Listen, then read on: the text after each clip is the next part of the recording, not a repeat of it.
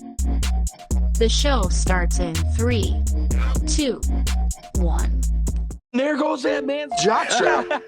Oh my God, did you see that? America's team? Yeah, right. Oh, baby, it's a big day in sports. There's nothing like battling it out with your teammates all season long to go win a championship. Green Bay's got it this year.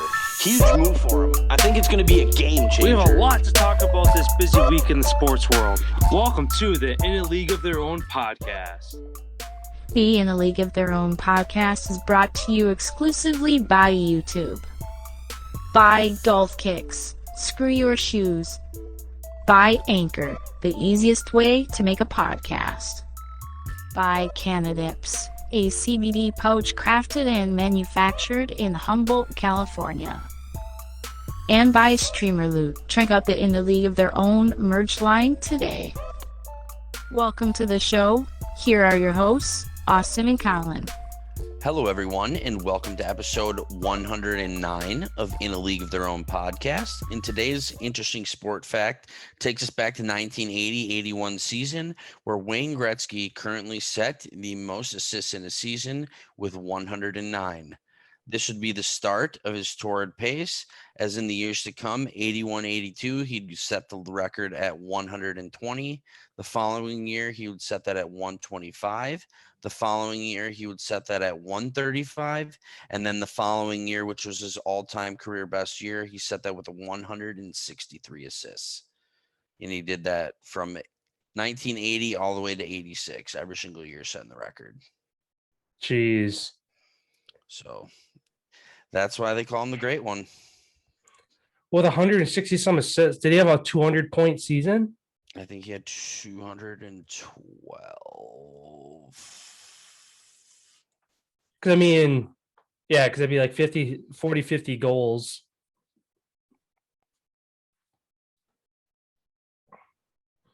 Which, I mean... 215. Okay. He had 52 goals. 52 goals, 163 assists. And then his 120 assist year, he had 92 goals for 212 points. Jesus. Yeah, 4 of those 5 years that he set those records, 4 of them are 205 points, 208 points, 212, and 215. That's unreal. Yeah, Wow. we'll never see close to that again unless McDavid can keep up doing what he's doing and stay healthy. Yeah. But yeah, before we jump into our content here today, make sure to check out all of our socials, Instagram, TikTok, Twitter, our Patreon as well. I know I haven't mentioned that one in a while. We do have a Patreon. For those of you who don't know what Patreon is, it's essentially a subscription, $5 a month to our content. We don't have exclusive content for our Patreon yet, but nonetheless, subscribing to our Patreon helps us better our equipment and just bring more content to you guys down the road. So don't forget to check that out. All that down in the description link below. For our audio episodes, Spotify, Google Podcasts, Apple Podcasts, anywhere associated with Anchor, you can find us there. The 5-star ratings help us move up the charts. And as always, streamerloot.co is where you can find our merch down in the link also below. And wrapping things up here on YouTube, that subscribe button down in the right corner. If you're enjoying the content, make sure you hit that as we continue to expand on here as well. So thank you, everybody. Moving into our NFL news for the day. I mean, take your pick. There's really 2 big things out there. I'll let you kind of decide which one you want to start with. One with the Henry Ruggs situation, we can kind of briefly go into that. Details now have came out about that case. He was driving 156 miles per hour before he rear-ended that woman and her dog, where both of them were unfortunately passed away when people got there. Him and his passenger, no major injuries. They both basically were okay.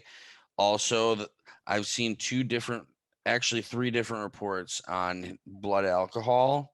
One stated that he was twice the limit, and I've seen two stating that he was in the 0.2s, so almost 3 times the legal limit. Clearly, this was a bonehead move. Yeah, it says 2 hours after the crash, it was a 161. So at the time, who knows? They can't really speculate on how high it was, but obviously it was way higher than it was at the time 2 hours later when they ended up testing him at the station. But yeah, what a terrible situation to happen for him and for all people involved. Obviously, the Raiders had to release him before he was placed into the exempt list where they would continue to have to pay him. But as I've seen early in this, she's facing 2 felonies. The one felony for the DUI carries a penalty of 1 to 8 years in prison with probation available. And for the homicide, vehicular manslaughter, I don't know if that's what it's technically called. But that charge carries between 2 to 20 years in federal prison, no probation or no house arrest or anything available. So we're going to see what happens with this situation. Obviously, who knows if obviously he can't really fight this. No. So this morning he was in court for the first time. I know that was to set his bail this morning, and it was $1 million. It originally was 150, but the judge said no, they're not going to let him go out on bail because he could be a risk to society at this point. You never know what he's going to do next. Or to himself if he decides to. Exactly, or to himself. But yeah, it turns out that the judge, adding in 16 years on the bench, he's never heard of a crash involving a vehicle traveling so fast in his whole entire life, and he rejected, obviously, his prosecutor's request for bail. They wanted to set it at $1 million, including home confinement, electronic monitoring, no alcohol, and no driving, and surrendering of his passport. And they still said no, because he could, like we stated, be a danger to himself or somebody else. But what a crazy situation. Yeah, I mean, it's good that he got that denied. I mean, if it was any person off the street, they wouldn't get that that leeway. They would. I mean, $1 million bail to somebody off the street wouldn't be realistic, let alone. But yeah, to even grant him that would again be showing all these celebrities / athletes get special treatment. So it's good that he's not in this case. And I guess one thing to add with this, that a couple NFL players kind of speaking on the situation as to it being a boneheaded move in a way that any NFL employees, players, coaches, executives, anybody under the umbrella of the NFL, there is a multi-million-dollar driving service provided to anybody in the NFL, basically as an Uber, free of cost, no matter what city they're in, no matter where they are. And basically an Uber service specifically for NFL employees picks them up, brings them home, hotel, wherever they need to get to. On top of that, the regular Uber service, a $20 ride is pennies in a bucket to these guys. So between the regular Uber and on top of that, the NFL having a multi-million-dollar driving service to prevent these kinds of things. Again, it's a shame that it happens. Again, condolences out to the family that lost. They haven't released the woman's name, obviously, for. They said they're not going to. Yeah, for just protection of that family. But yeah, it sucks. And I mean, just as the dust was starting to settle a little bit in Vegas over the whole John Gruden thing, this gets added on top of that. So, yeah. Obviously, as more news comes out as far as his sentencing and stuff like that, we'll talk about it. But aside from that, we'll move on here. Kind of one of the other trending things going on in the NFL world. Well, I guess there's actually 3 things to talk about. But the next one to dive into is Cleveland Browns receiver Odell Beckham Jr. was excused from the team today in light of his dad, Odell Beckham Sr., releasing an 11-minute video highlighting all the times that Baker Mayfield did not throw to his son. And that was only in 3 weeks. Yeah, that was only, yeah. So he was basically shining light on it. In the past week or two, OBJ, when in press conferences, has talked about his being upset with not getting his looks, his touches, things like that. And now this comes out, and then to kind of, I guess, not let it boil over into something bigger, the team excused him, and Kevin Stefanski said he is not with the team at this time. So, again, with the trade deadline wrapping up yesterday at 4:00 Eastern, can't really move him as far as a trade. So we'll see what they decide to do with him moving forward. Or before we went live, as you said, if they release him and just let him test the free agent market. Yeah. Kind of an interesting situation there as well, as that whole thing goes on. And then the other two big things coming out: Michael Thomas out for season after he suffers a setback coming back from his rehab after his ankle injury. Just posted, for those of you who haven't seen his post, basically just saying how he was hoping to be back. He ain't going to be back, but he's hoping to be back to all-star Michael Thomas whenever he does reach the field. And who knows if that's going to be with the Saints next year. Yeah, again, sucks for them losing Jameis. Obviously looking forward to getting Thomas back out there just to get another weapon back, things moving in the right direction. But at the same time, much like the Packers, when we get to that in a minute here, it's that next man up mentality, and the Saints currently sit at 5-2, with total control of their NFC South destiny. With the Bucks on a bye week, they can jump into first place. So, as long as they keep taking care of business, again, next man up, they're right in the mix there. And then mentioning Packers, breaking news today out of the Packers organization. Aaron Rodgers has tested positive for COVID and will not be available for Sunday afternoon's game in Kansas City. The NFL reported that Aaron Rodgers is not vaccinated. Thus, he does not get the luxury of 2 negative tests following his positive test to be eligible for the following game. He is put on the 10-day list, making him available next Saturday, the day before that they host Seattle back in Green Bay. So, Jordan Love, your time to shine in Green Bay. Blake Bortles also was brought into the team to possibly be signed to the practice squad to be the backup. As you mentioned, Kurt Beneckert is also positive on the COVID list. So we will see what happens in Kansas City. Yeah, per Adam Schefter, the Packers are going to sign him. Okay. To the practice squad today or early tomorrow, and then he's going to be promoted right away to the 53-man roster for Sunday's game. So we will have 2 quarterbacks, nothing to worry. And then also Beneckert and Love both vaccinated.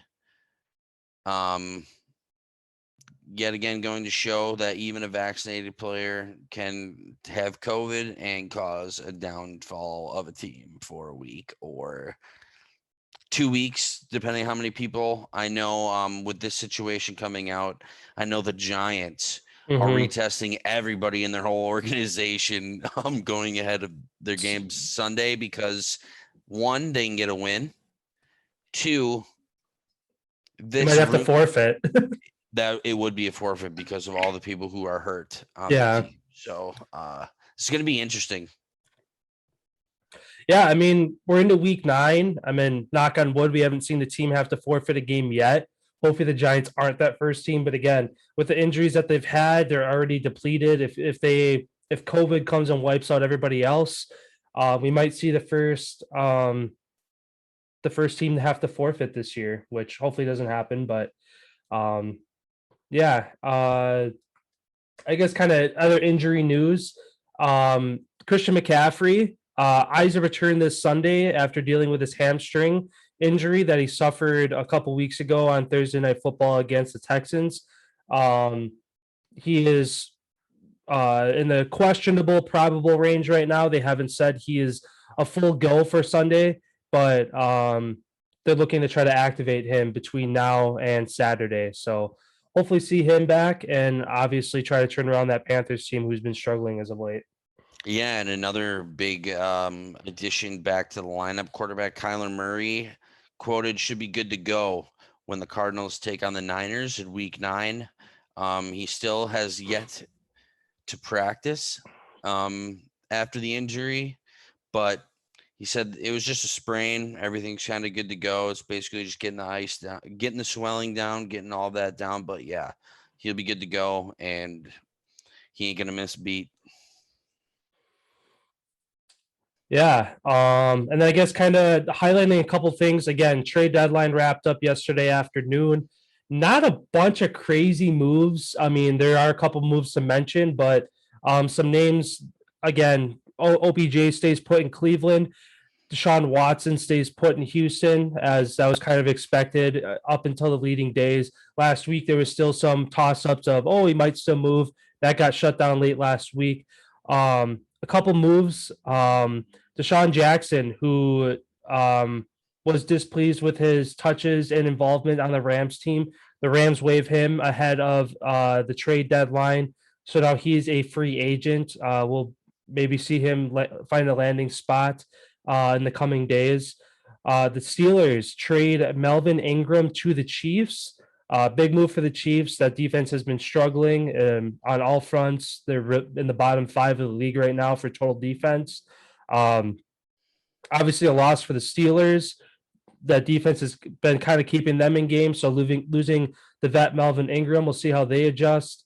And then also with the Chiefs, kind of a weird move. They trade offensive lineman Duvernay Tardif, who was the all-pro guard. Last time he played was in the Super Bowl against the 49ers, I believe. Or was it the Bucks last time he played? I don't know if he had missed a full year, but he hadn't played up until this point, at least this year. He is now on the Jets in exchange for a tight end, which is kind of an odd move. Again, they have Travis Kelce, so going and getting another tight end. Maybe Kelsey's dealing with an injury, so there is just kind of a backup plan. But yeah, are there any moves? I got one or two other to highlight, but are there any other moves that you see that happened over the past day? There's no moves that I saw, but there's a couple that I'm surprised that people didn't. Brandon Cooks from the Texans, I'm surprised he didn't get moved. Allen Robinson from the Bears, as he's that's already right. stated his displeasure. Marlon Mack from the Colts, I guess they've figured out their situation because Jonathan Taylor's RB1 there now. Yeah, and Packers not going to get a tight end after all the speculation that they were going to go out and get somebody, especially clearing cap room with getting rid of Jalen Smith. I don't know. Maybe this leaves an opening door if the Browns release OBJ. I don't know. Yeah, I guess the last thing I also mentioned again is what you just said. Packers cut linebacker Jalen Smith. He only played 22 snaps between 3 games eligible. He suited up for 2 games, so he didn't really have a lot of involvement on the team. I know there was a lot of hype. I know I was hyped when they brought him in, just with the injuries to that linebacker core to try to get a pass rush. But again, last Thursday night, Jalen Smith wasn't on the field, and they got home enough, and they got the dub. So again, it might be a matter of they're holding out, waiting for OBJ to get released. Maybe they have their eyes on somebody else, but yeah, we'll see what happens there. But I guess the last thing to highlight, tomorrow night's game, Thursday Night Football, New York Jets coming off a huge win. Mike White getting the win over the Bengals at home. They travel to Indianapolis, who is coming off a home loss to the Titans. Are we going to see Mike White pop off once again? No, I don't think so. I think the Colts are going to win this one. Only reason of the fact is that the Jets doubled down on Zach Wilson and hired his personal assistant to the team roster to bring him in. I feel like this is just going to put some confusion inside of Mike White's head. I feel like we're still going to see a good game out of him, but I don't think it's going to be enough to get the W. I think the Colts are going to win 28-21. 28-21. No, 24-21. I think the Jets keep it close. Sounds good. I mean, kind of going into today, I was leaning towards the Jets. I don't know. I'm going to stick with my gut. Screw it. I'm going to say Jets. Again, close one. I'm going to say 28-25. Jets get the win on the road, and Mike White makes his case to stay QB1 in New York.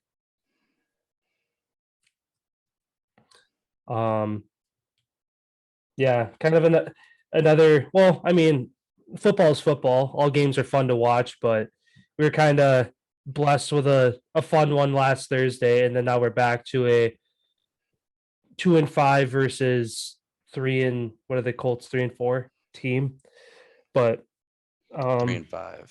3-5. 2-5 versus 3-5. Yikes. Yeah. For the Colts, though, if they don't win, Hard Knocks is going to be brutal. Like, if they're not in the hunt, are they just going to cancel? Does that start next week or 2 weeks? 2 weeks, not this week, not next week, but the following. Like the 13th, November 13th, I thought it was supposed to. Yeah, I don't remember what the date was. Yeah, but it's coming up soon. I know that. Yeah. Do you have any other NFL points before we move on here? No, that's all I got. Sounds I'm good. Just double checking that date for the Hard Knocks. Okay. The first episode will air November 17th, with an episode airing each of the week the following Wednesday through the end of the season. Okay. So 2 Wednesdays from today. Yep, 2 Wednesdays from today, Amazon Prime. Yeah, I guess that'll be interesting. Again, what happens the next couple of weeks, if they can kind of turn things around, or if it's going to be a 3-7 Colts team for their first episode of Hard Knocks. But yeah, moving on here, we're going to kind of switch things up moving forward here. Again, with the MLB season wrapping up, we get to the World Series news there. We're going to jump into college football, kind of go back to back with our football talk here. A couple games did happen over the last day, but kind of highlighting the first college football rankings that were released last night. Kind of break it down how they did, the top 4 and then the first 2 outs. Georgia at number 1. Kind of a no-brainer there. Still one of the remaining undefeated teams in the Power 5. Number 2, Bama. Do you think that they belong in the top 4, especially at number 2 at this moment? I do, because until they fall again, I think they deserve to be in the top 4. It doesn't matter 1 through 4. The numbers to me don't matter, just because you're in. But yeah, I think that they continue to remain in the playoffs until they lose another game, because I feel like we said, Florida beat, Texas A&M beat them after the, Florida takes them to the rope. Like, they've had to battle this year with some of these other teams who are finally like on the up and up and stuff. So I don't know. I feel like them getting beat early in the season, I don't feel like it happens again. Yeah, and obviously a lot's going to be riding on that SEC championship between Georgia and Bama. Obviously for Georgia, again, if that's the only loss on the year, you got to keep them in the top 4. Bama loses again, it'd be hard to make a case for a 2-loss Bama so long as these other teams keep their pace. At number 3, after getting a huge dub over Michigan State Spartans at number 3. Probably the biggest, obviously a great football team, but them at number 3 was kind of a a surprise to me. What was your reaction to seeing Michigan State at 3? See, I'm not too surprised, honestly, by that. Granted, their ranking is what, 6? For They were 6 before the college football. it was 8 because wasn't Michigan 6 and they were 8? They were 9. 9. And then didn't they update the numbers one more time before they did the playoff? Didn't it Yeah. change again? Yeah, I want to say they did. Yeah. But anyways, this is no surprise to me. Big Ten football. There is going to be one team in contention. Ohio State's on the out, right? Yeah, they're at 5. So I don't know. I feel like this is going to come down to Michigan State when they battle Ohio State here in a couple weeks. And as long as Michigan State can continue to hold on and continue to ride, if they don't cough up a game, I feel like they deserve to be there. They beat really good teams. Mm-hmm. Yeah, and then rounding out the top 4 currently, again, top 4 teams make the college football playoff. The Duck comes in at number 4. Again, I like it as well. Big win over Ohio State. They avoid the upset against Stanford and UCLA over in the Pac-12 this year. Again, just a one-loss team. So right now, as it stands, it would be Georgia versus Oregon and Bama versus Michigan State would be the 2 games for the top 4. And then the first 2 out, again, as we mentioned, Ohio State at number 5. Just barely on the outside looking in. Again, I like it though, because they really do have a high flying offense. And I feel like early in the season when Oregon did beat them, I feel like they weren't at full strength, but that's Oregon's taking it to them at that moment. And ever since then, Ohio State's been blowing teams out. Mm-hmm. Same thing with Bama. Again, since their loss to Texas A&M, they haven't left any room for error for the committee to doubt them in any way at this point in time. And then second team out at number 6, Cincinnati, previously ranked at number 2, drops to 6. They don't play anyone. Yeah, they had the 100th strength of schedule difficulty, and for the rest of the season, I think they have 83rd hardest strength of schedule in the FBS. So, as a lot of analysts have talked about, I'm kind of on the same boat as, even if Cincinnati wins out, I don't see them getting into the top 4 unless it's 50, 60 to nothing wins over every single team that they play. And it also doesn't help the fact that SMU and Houston, who are both in that same conference, are no longer ranked. If they beat SMU, who is ranked, if they beat Houston, who is ranked, gives them a little bit of leeway. Both of SMU and Houston have fallen outside the top 25 now, so even wins over them aren't going to really make too much of a case. So basically, Cincinnati is going to have to bank on 1, if not 2, of the teams ahead of them to slip up to make it in at this point. I don't even know why they put them in the top 6, to be honest. I feel like that 6th team, I feel like should have been Oklahoma. Mm-hmm. That's who I think personally should have had that 6th spot, just due to the fact that Cincinnati has a close game or they muff one up. Who's going to be the team jumping right in there? It's going to be fucking Oklahoma. Mm-hmm. So I don't know why they even teasing Cincinnati with being in the top 6. Like you said, I don't feel, even if they do run the table the rest of the way out, I don't feel like they've played a good enough competition to consider themselves one of the top teams in the country. But you never know. Football's football. And like you said, if some teams struggle along the way, I still don't feel like they'd be deserving to be in there unless there's no perfect teams left in college football. Yeah. And they're the lone undefeated team in college football, then maybe they have a case. But until that happens, I don't feel like they should be in the top 6. Yeah. Then I guess kind of expanding two more, just because they're teams worth mentioning. Michigan at number 7, they're currently 7-1, and then Oklahoma at 8-0, still another perfect team there. looking at Michigan, kind of looking at their road to finish the year, 4 games left. They play Indiana, Penn State, Maryland, all unranked. They finished the year hosting Ohio State, who is currently number 5. If Michigan ends the season with a 1 loss, including a win over Ohio State, do they have a case to be in the top 4? No, because unfortunately you have Georgia and Alabama both from the same conference that are going to be getting in there, unless they decide to go with a straight SEC Big Ten college football playoff. I don't think that's possible because only one team's going to get to the Big Ten championship, and that's going to be Michigan State at that point if they don't get knocked off going forward. So I only feel like one Big Ten team is deserving of getting it because you can't rule out Notre Dame's right there with 7-1.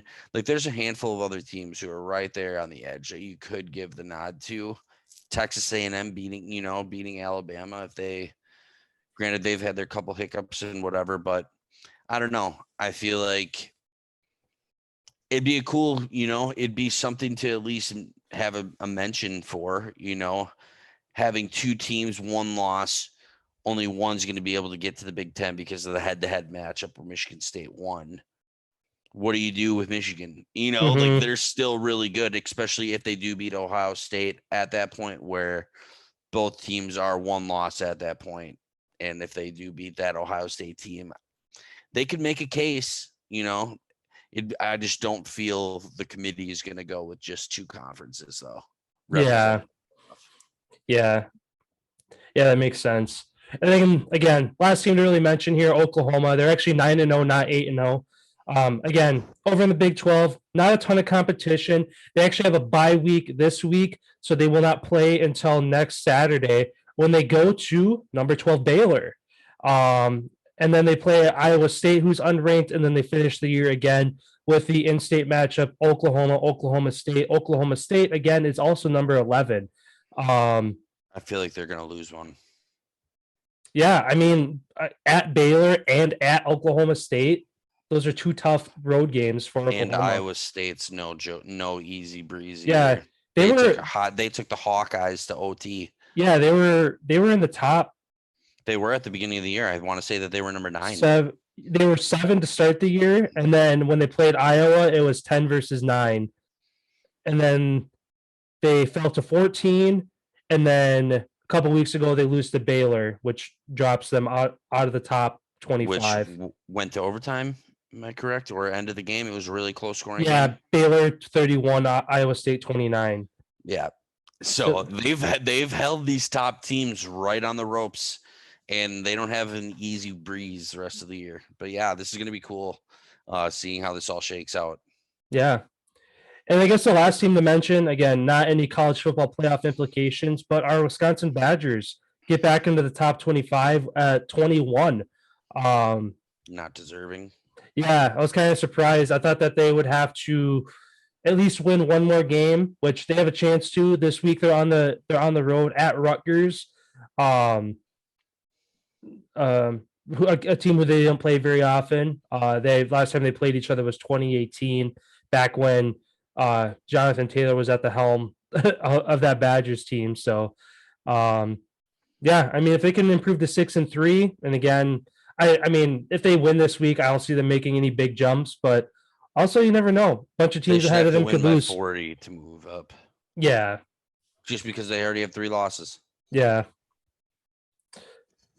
That wraps up the college football talk. Again, every week on Tuesdays they release the college football rankings, so kind of works out perfect. Every Wednesday we'll kind of dive into our top 4, first 2 out, and then any other teams kind of outside that top 6 worth mentioning down the stretch here. So moving on then to the hardwood in the NBA.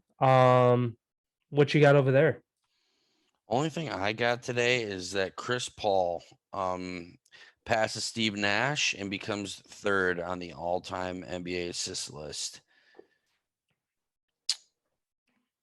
And, he became the only NBA player to reach 20,000 points and 10,000 assists. So shout out to Chris Paul. He currently has 10,336 assists. He needs roughly 1,800 more to pass Jason Kidd, and he still needs another 5,500 to catch the old John Stockton. Yeah, nonetheless, Chris Paul, obviously one of the greatest players of all time. Yeah. Still doing it at a high level at the age that he's at. And everybody forgets the dude's only, was he 6'2", 6'1"? Not a very big guy doing what he does out there on the court. Because I know Steph Curry's 6'2", and I think they're right about the same height. 6 foot. Oh, he's 6 foot. Okay, so I'm the same height, but obviously not playing basketball. Yeah, and you'd look just as small as he does out there compared to all those monsters. Yeah. Those guys are all freaks. Yeah. And then I only had one thing to mention in the NBA here too. Kind of some controversy stirred up. Kind of odd that it's coming up at this point, but Scottie Pippen spoke out on the Last Dance documentary on Netflix, saying that Michael Jordan overshadowed him and everyone, and made it too much about him and his success, and didn't give enough kudos to some of the other guys. So Scottie Pippen kind of came out in the past couple of days, giving some flack to Jordan about that documentary, but Jordan has said multiple times there is no Jordan without Pippen, but at the same time, that documentary was centered around Michael Jordan, so I don't know what he was expecting. So I don't know, just kind of an interesting thing that's surfaced over the past couple of days with Pippen kind of throwing some shade at Jordan. Yeah, he's only doing that because he'll never be the Jordan and him the Pippen. It'll never be reversed, ever. And when you think of the Bulls team, first person you think of, Jordan. Mm-hmm. Second person you think of, Pippen. Third person, Rodman. That 1, 2, 3. That's how it goes. That's how it's going to go forever when you think of that team. I don't know why he's all salty now. If he is, fucking fund your own documentary and make it. Let's see how much money you got to do that. I guarantee you can't do that like Jordan did. Yeah. Yeah, then I guess just give a quick shout out to our Bucks. Last night they get the win on the road at Detroit, 117-89. Get back to 500 on the year at 4-4. And then kind of looking around at the rest of the league quick, the Heat, kind of the runaway right now in the East, along with the Bulls. Both teams sitting at 6-1. The Heat, best defense in the league right now. I think they're only giving up 97 points a game right now, which is unbelievable.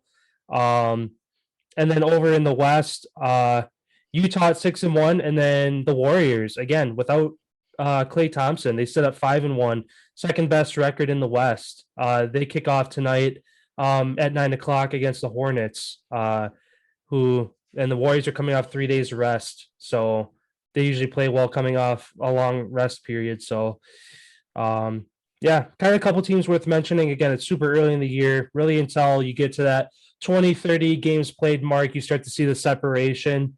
That's kind of how things are looking in the NBA at the moment. And then moving over, kind of wrapping up the MLB season, the Atlanta Braves, after dropping Game 5 at home, again, go to Houston with a 3-2 series lead, win the first World Series in 26 years with a 7-0 win in Houston. Huge win. They piss pounded them. Yeah, and that was the fifth largest margin all time in a World Series clinching win shutout, 7-0, fifth biggest of all time. Jorge Solaire wins World Series MVP thanks to his couple home runs in the series, including his 3-run home run shot to put Atlanta on the board last night. Obviously, one of the guys who's been on that Braves team for a long time, Freddie Freeman. Great to see him finally get a championship under his belt as well. Shout out to the Braves. I'm sure they're still partying at this point. And then kind of the other thing to highlight here, what's next for Carlos Carrera on the Houston Astros? Carrera joins a list of 160 free agent players hitting the MLB market this offseason. Money talks. MLB is kind of one of those sports that whoever wants to throw around more millions of dollars is going to get those players. We'll kind of see where he lands in the offseason. But yeah. I only think there's 4 options for him, realistically. He stays with Houston if he wants to stay a contender and continue to fucking be on a team that's literally going to probably have a chance to get to the World Series every single year, as long as you have Altuve and the other core group. 2, goes out to the Dodgers, joins that super team. Yankees, Red Sox. Those are the 4 options that I only see fit for this guy, just due to his superstar status. Those are going to be the only teams that have enough money to afford the motherfucker anyway. Yeah. He's deserving of a huge ass contract. Like maybe the biggest contract we'll ever see so far in the MLB. This guy is all deserving of it. Yeah. And then actually another one to mention from this World Series, just talked about him, Freddie Freeman. He's also at the end of his contract. He'll be a free agent. Although there isn't any talks of him leaving, I'm sure Atlanta's going to lock him up. He loves that city. Again, just won a championship with them. He seems like one of those guys that, I mean, he stuck it out this long through the ups and downs of that Atlanta Braves team. But at the same time, now that he's got a championship under his belt, does he go where the money is and kind of test the market? So we'll kind of see there. I guess some other names to quick throw out there. I didn't realize until I kind of looked at this list. Other stars who hit the market include Corey Seager from the Dodgers, Trevor Story from the Rockies, Max Scherzer, who was acquired by the Dodgers, Chris Bryant, Anthony Rizzo, and then Kevin Gausman, the pitcher. All are on the market as well. So I'm not really sure. I don't remember how kind of free agency goes with MLB, if it in the next couple of weeks, if there's going to be moves, or if it's closer to spring training. I don't remember exactly when the moves take place in the MLB offseason. I think if the team has a club option, I feel like they have the chance to match other offers. Mhm. If not, I feel like it's just the highest bidder gets them. First one to make the offer to him, and the best offer wins. And yeah, looking at some of this list, Buster Posey, he's got the club option on him as well. Yuli Gurriel, who we just saw for the Astros as well, he has a club option on him. Pujols, he's going to be out there as well. There's a handful of studs, third baseman especially. Jose Ramirez, Nolan Arenado, Kyle Seager, Chris Bryant, Eduardo Escobar, Jonathan Villar, like, damn, Carlos, Trevor Story, Corey Seager, Javier Baez. Outfielders getting that's interesting. Schwarber, Tommy Pham, McCutchen, Corey Dickerson, Jock Peterson, John Jay. Center field, Sterling Marte, who's a legend. He's definitely proved himself. Jackie Bradley Jr. Man, the Brewers got to go try to get a guy here. Yeah. I guess another one to mention. That's right. Oh yeah, fuck. Dude, they have 3: Scherzer, Kershaw, Trevor Bauer. He's got the opt, so he's technically in there. Greinke. He's not on their team anymore. Greinke, he's on the Astros. No, yeah. Hwang Hyu Kim, he's on their roster though. Isn't Corey Kluber as well? Kluber. He's on the Cubs, is he? Kluber. He used to be. I know he used to be, and then he moved off of. Corey Kluber it just says he's a free agent. He has played for the Indians, Rangers, Yankees. Yankees. That's the fuck. Yeah. But yeah, it says he's a free agent. It doesn't even say he's on a team right now. Yeah, the season's over, so yeah, he ain't gonna be on a team anymore. All these free agents technically aren't on a team anymore.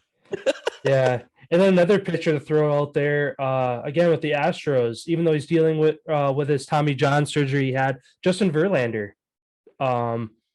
kind of a forgotten guy on that Houston Astros team. Obviously, they would have loved to have him for the World Series. Do they keep him in Houston, or does he test the market? So, yeah, I mean, 160 players became free agents today. Half of them are all-star caliber, at least kind of looking at this list. Nelson Cruz, JD Martinez, Pablo Sandoval, Jose Martinez, Chris Davis. Yeah, there's a lot of guys out there that need to get paid. Yeah.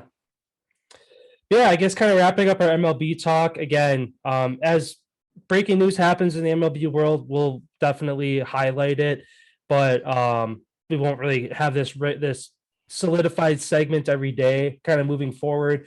Again, once free agency happens, I'll kind of do some research and kind of figure out when that's going to be, and we'll make sure to be on top of that as that happens. But yeah, this kind of wraps up our first season on In the League of Their Own of the MLB season. So, but yeah, we'll definitely circle back to it as news happens. Sounds good. Then we're going to jump over to the ice here. The Hockey Hall of Fame has came out, and they're crossing out Brad Aldrich's name on the Blackhawks Stanley Cup championship. They're just going to put all X's. They're just going to so they don't actually have to redo the whole entire thing. So that's how they're settling that so far. Obviously, I don't know if there's any investigation or anything. It's all kind of went quiet at this point. Hopefully this is the end that we hear about this whole situation. Pittsburgh Penguins star Sidney Crosby tests positive for COVID-19. He has symptoms, will be out. Sucks for them as they're kind of in a last place spot right now. New Jersey Devils defenseman PK Subban fined $15,000 for his second tripping offense in 8 days, sticking out his leg, getting a guy. That is an offense for the league. You can't literally try to just injure someone and just stick your leg out and hopefully fuck their knee up. That's never a cool move. Also, Chicago Blackhawks, circling back to them really quick, they did get their first win of the season the other night. Patrick Kane, out of COVID protocol, has a hat trick, first game back. They win 5-1 over the Ottawa Senators. So that is a huge win for them, obviously. Yeah, just a couple other scores to go over real quick. Canadians end up finding a win. They beat the Red Wings 3-0. Maple Leafs shut out the Golden Knights 4-0. Flyers shut out the Arizona Coyotes 3-0. Ducks shut out the Devils 4-0. The rest of the games were really barn burners.